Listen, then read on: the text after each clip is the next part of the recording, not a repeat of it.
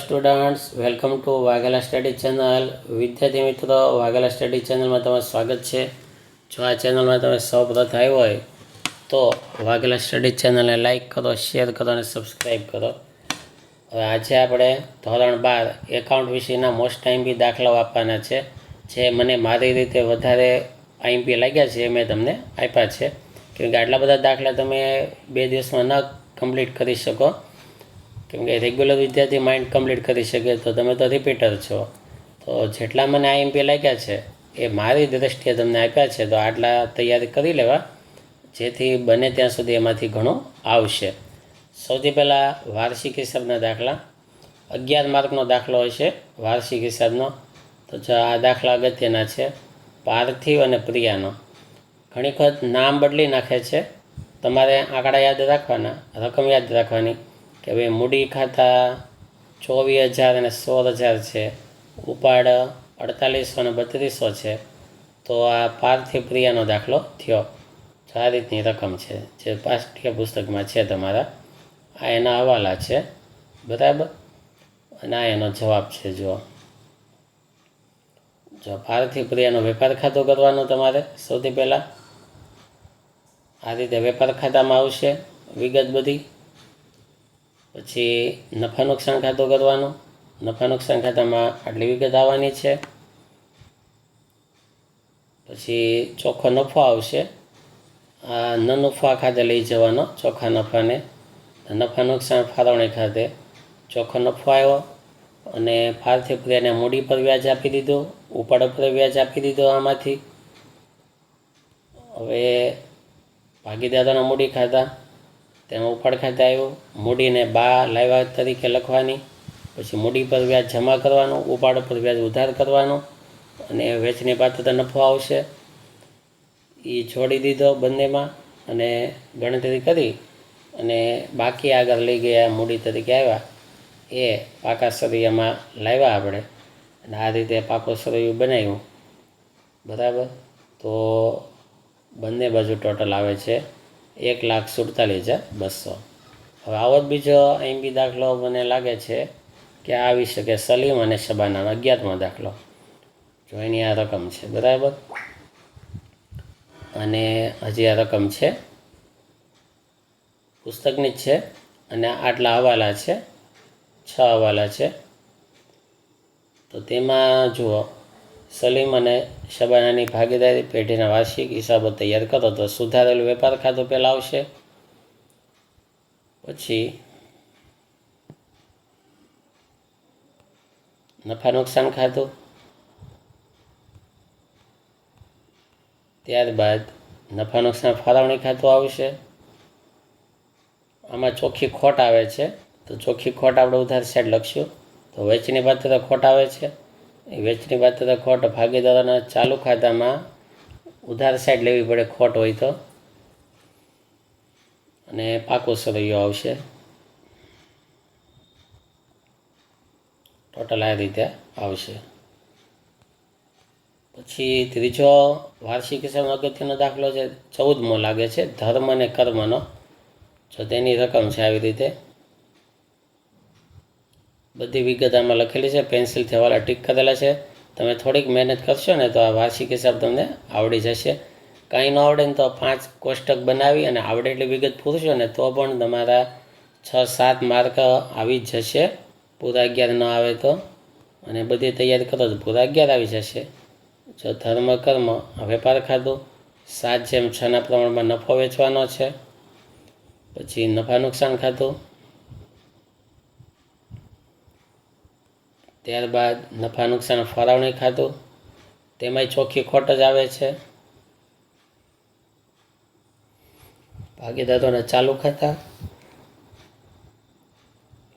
મૂડી ખાતા, પાકો સરૈયો,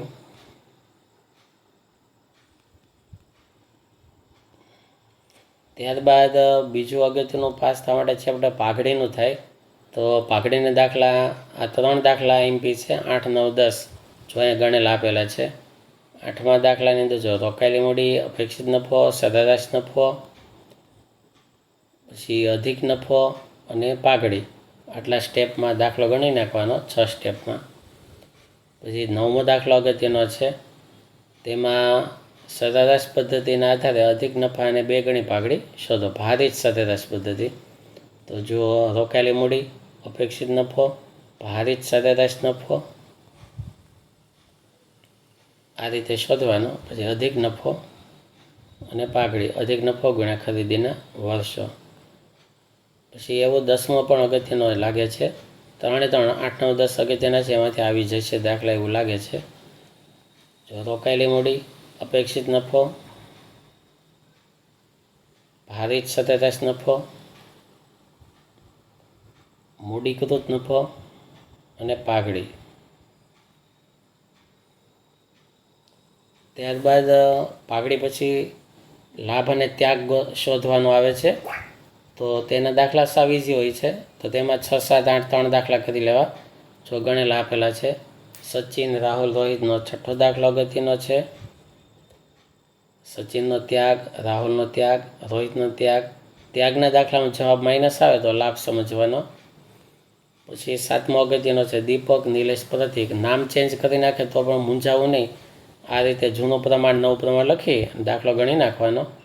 પછી જો લાભ શોધવાનો છે તો દીપકનો લાભ, નિલેશનો લાભ અને પ્રતિકનો લાભ. દાખલો 8મો. જો ભાગીદારો, પછી એનો નવો ભાગ, જૂનો ભાગ.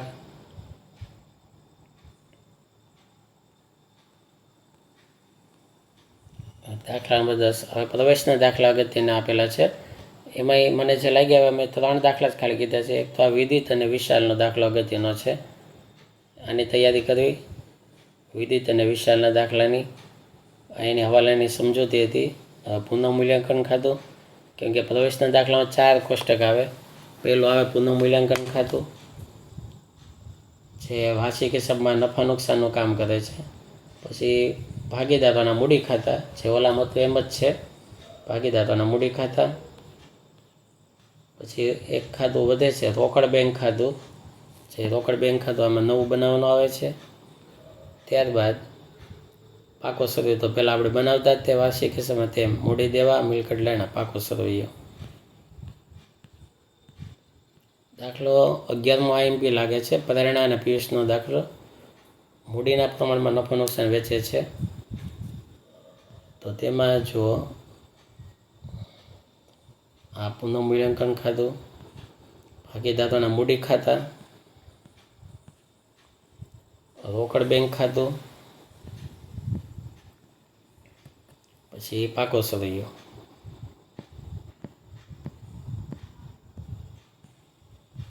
અને એનો પછીનો અગત્યનો દાખલો છે પાશવી અને અનેરીનો. તો આ વાલાની ગણતરી.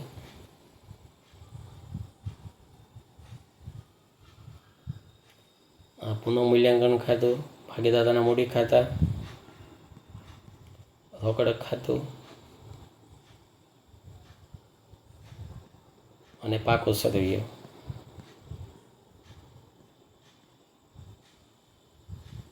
આ બધાની ગણતરી. હવે નિવૃત્તિના દાખલા 2 અગત્યના લાગે છે. એક તો વિજય, લક્ષ્મી અને સિદ્ધિનો દાખલો. નિવૃત્તિનો આ કરી લેજો ખાસ.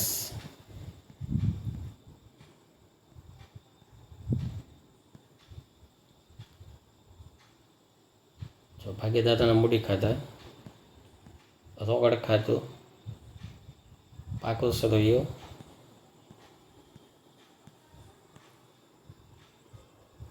બીજો અગત્યનો દાખલો છે માધવ, રાધા અને ગોપીનો.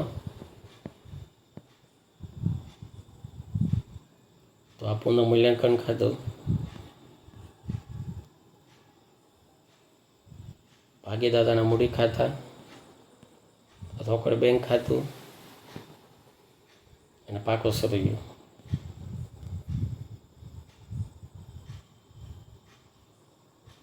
ત્યારબાદ ભાગીદાર પેઢીના વિસર્જનના આટલા દાખલા અગત્યના છે. જો આમાં આપ્યા આ કરી નાખજો. અને આમ નોંધ જ આવે તો ખાલી આમ નોંધ દોરવાની, બનાવવાની, માર્ક આવી જાય. 5મો, 6થો, 7મો આ પુસ્તકના જ તે દાખલા હોય છે, એની જ તે રકમ આવે છે. તો આની તૈયારી કરવી. 8મો,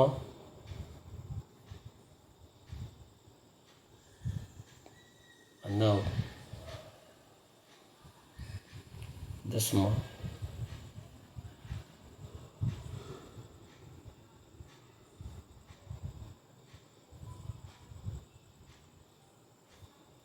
તો અહીંયા દાખલા પૂરા થાય.